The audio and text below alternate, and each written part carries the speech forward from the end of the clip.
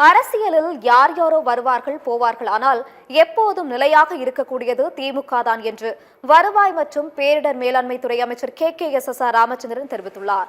விருதுநகர் மாவட்டம் அருப்புக்கோட்டை அருகே சிதம்பராபுரத்தில் மக்கள் தொடர்பு முகாம் நடைபெற்றது.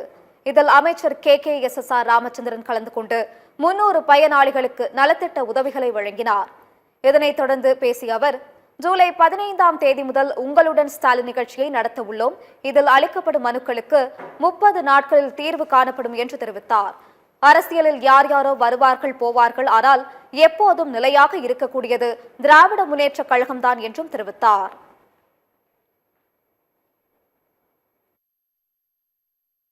நீங்கள் எனக்கும் நம்முடைய முதலமைச்சருக்கும் உறுதுணையாக இருங்கள். யார் யாரோ வருவார்கள், அரசியலில் யார் யாரோ வருவார்கள், யார் யாரோ போவார்கள். வருவதும் போவதும் அரசியலில் சகஜம். ஆனால் நிலையாக இருக்கக்கூடியது திராவிட முன்னேற்ற கழகம், நிலையாக இருக்கக்கூடியது திராவிட மாடல் ஆட்சி.